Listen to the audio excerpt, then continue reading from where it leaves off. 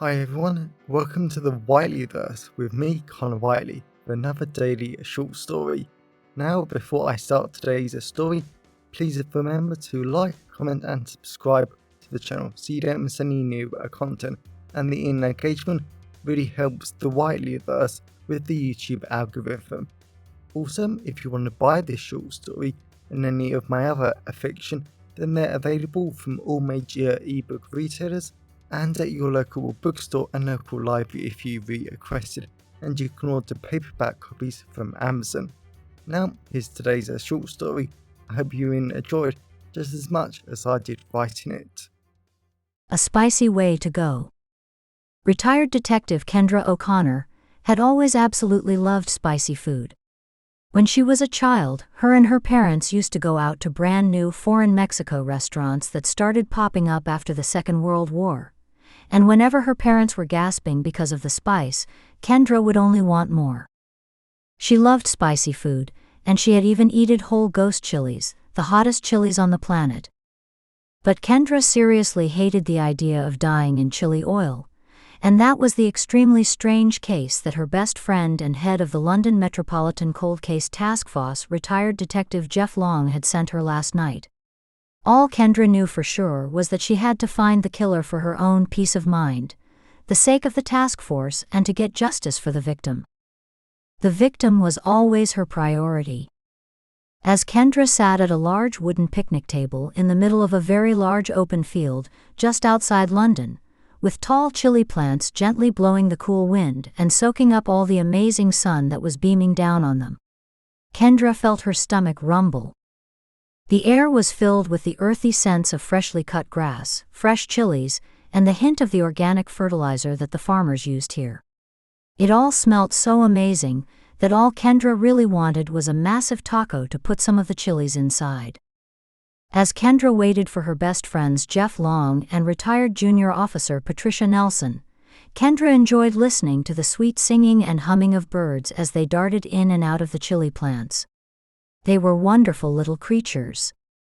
If Kendra wanted to be a stereotypical old lady, as her grandkids like to call it, she would have taken out her freshly baked ham sandwich, made with brown bread her husband had baked the day before, and start feeding it to the old birds.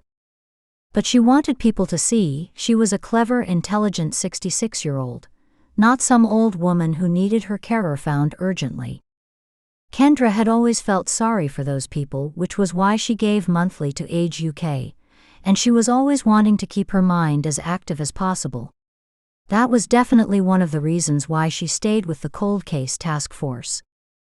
Yet the murder of Scarlett Jones was just flat out strange, and Kendra definitely couldn't see anything the original investigation overlooked. Scarlett Jones was a very popular lawyer who always did the best for her clients, and she often spoke on how to make the criminal justice system fairer for everyone, no matter your race, class, or gender. Then she was found 4 years ago in an oil drum filled with freshly made chili oil. There were no signs of physical assault, but her lungs were filled with chili oil, so she drowned. The police investigated for 2 months before determining that it was a lost cause. And as Kendra hated from her policing days, the police apparently had better uses of resources than looking into a case that was never going to be solved. Now Kendra fully understood the reasons why cases became cold, but she just hated it when cops would write that reason in their reports. It made them sound so lazy, ineffective, and just awful. "Morning, hun," Patricia Nelson said as she elegantly walked over to Kendra and sat down opposite her. Kendra was always flat out amazed by how Patricia managed to look so good for a 70-something-year-old. Kendra just hoped she looked that good in another 10 years' time. Yet Kendra couldn't help but admire Patricia's light pink flowery dress that normally looked awful on older women, but somehow, and Kendra seriously didn't know, managed to pull it off perfectly. As Kendra sat there in her denim shorts, white t-shirt, and hiking boots, she was really starting to feel underdressed. "Morning," Jeff Long shouted. Kendra just smiled as she watched Jeff, who was a short man, limp over to the wooden table and sit next to Patricia. But he was wearing a white shirt, trousers, and the remains of a raincoat were in his arms. Yet he was completely covered in pieces of plants, wasp stings and cuts on his clothes. How? Kendra asked. Jeff just huffed. I was driving along in my pickup truck. That was all going fine, until I missed by turning, and I ended up on the next farm over. Kendra couldn't believe how hopeless their unofficial leader was. I spoke to farmers, and they said it was a 10-minute walk from their farm to this spot. So I set off walking. The ground was extremely muddy for starts, I almost sunk in it.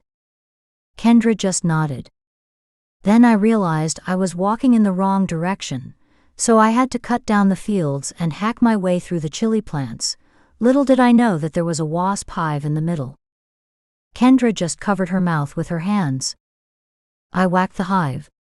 The wasps got excited. They started chasing me. I got stung and chili plants started attacking me. Patricia gave Jeff a little hug, and Kendra was very glad that he was alive and okay now. Well, it's good you're okay, Kendra said to Jeff. Why bring us out here? Jeff smiled. That's where things get interesting because this is where Scarlett Jones died. And surprisingly enough, this wooden table marks the spot where the oil drum containing her body was found.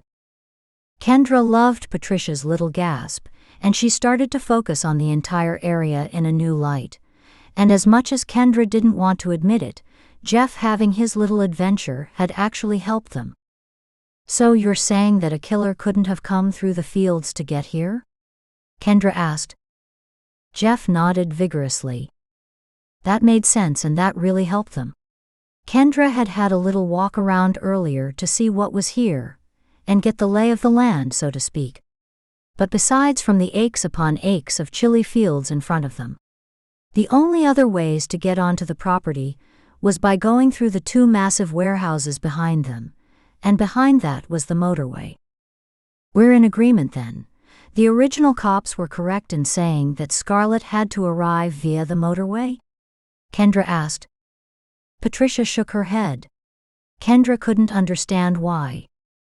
Actually, hun, Patricia said as she got out her very expensive high-tech laptop that Kendra was still amazed a 70-something-year-old knew how to work tech better than her. Of course, Jeff said. Now Kendra really wanted someone to tell her something. Patricia typed away at her laptop for a few moments before turning the screen round to show Kendra. It was an image of the area 4 years ago. See, hun, Patricia said, pointing to a tiny line that came off the motorway and towards the chili fields.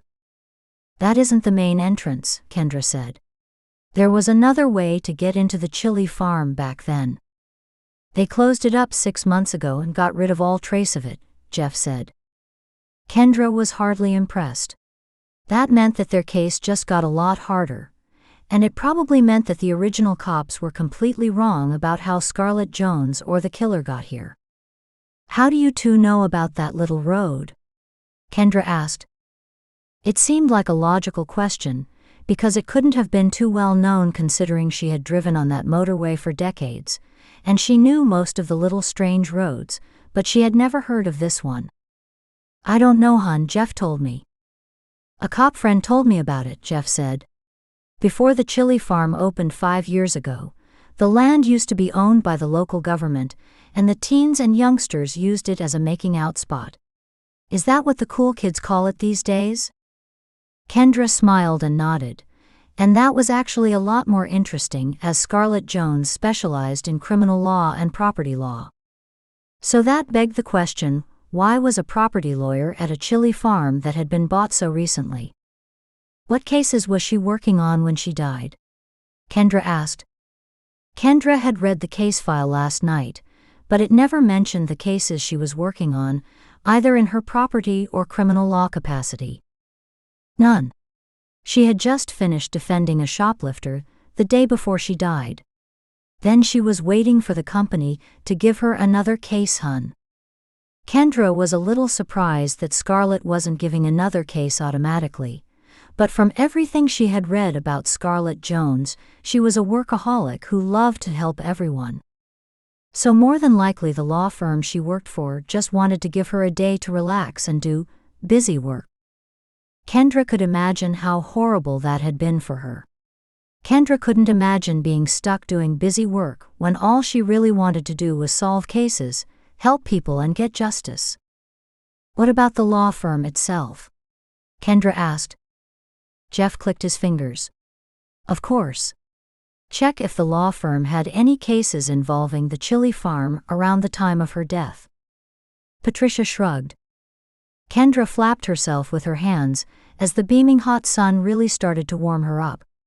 It was so hot out here that Kendra started to feel the little drops of sweat drip down her spine. Kendra focused back on the chili fields that seemed to stretch on for miles upon miles, and she couldn't understand why the local council had sold the land in the first place. If her experience as a London cop had taught her anything, it was that local government was only concerned with two things: hitting goals so central government would give them more money, and making more money themselves. Kendra could understand why the council would want to sell the land to make more money for themselves. But surely they would make more money, both from council tax and central government, if they merely built more houses on the land. Maybe that was the key. What about cases involving the council? Kendra asked. Patricia typed away at her laptop for a few moments, then smiled. Now that's interesting, Huns, Patricia said. The local council had 2 legal cases filed with the law firm around the time of Scarlett's death. They weren't assigned to anyone until 2 weeks after her death. Kendra nodded. Scarlett was probably bored at work that day. She must have looked at the files, they piqued her interest and she came here. I'll check the law firm's computer systems, Hun. Is that legal? Kendra asked. Patricia just smiled. Both Kendra and Jeff quietly laughed. Here, Patricia said. Scarlett's computer ID was found to have accessed the 2 legal cases involving the chili farm on the day of the murder, and she made a phone call straight after. Kendra leant forward. Huns, she called, the head of the local council. She spoke with him for 5 minutes and... Kendra watched Patricia type away at her laptop for a few moments.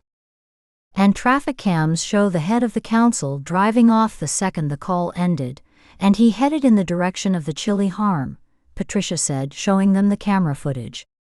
Do we have confirmation he was here? Jeff asked. Kendra shook her head. Look. That car was made before 2010. That car has no GPS, electronics or anything we can use to track the car specifically. And Hun, Patricia said to Jeff, there are no traffic camera between this junction and the next. The head of the council could drive down here, and there would be no security cameras showing he turned off into the farm. Kendra hated when they hit a massive dead end, but maybe that was actually the point, and just maybe they already had enough. All Kendra, Patricia and Jeff needed to do was try to find out why Scarlett had to die that night. Then they could easily call in the active detectives to take over the case and arrest the head of the local council. What was the legal cases against the farm? Kendra asked. Right, the council were saying 2 things. Firstly, they were arguing that the farm was misusing the land, and per their legal contract, they were breaking the clauses about environmental well-being. Kendra just looked around the farm. All the fertilizers at the farm were organic. There were massive signs everywhere, making sure you knew that pesticides were banned here, and there was a map of a field on the far side of the farm filled with wildflowers and other things to help the bee population. I think they made that up, Kendra said. Then the second thing, Huns, was the council was supposing the farm was partly on council land. They were implying that the land the farm was on didn't belong to them. Kendra just shook her head, but she now understood why Scarlett Jones had to die that night. Scarlett must have figured out that the council were making things up, Kendra said.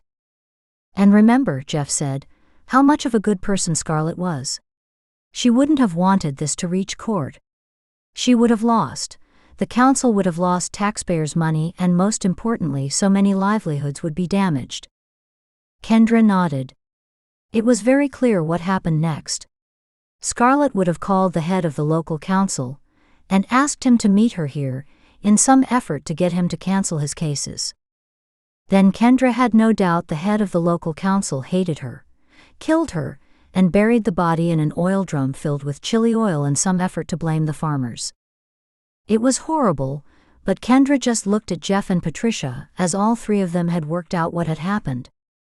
"I'll call in the active detectives and arrest the head of the council," Jeff said, walking away from the table. Kendra just looked at Patricia. "Fancy a vindaloo?" Patricia simply laughed.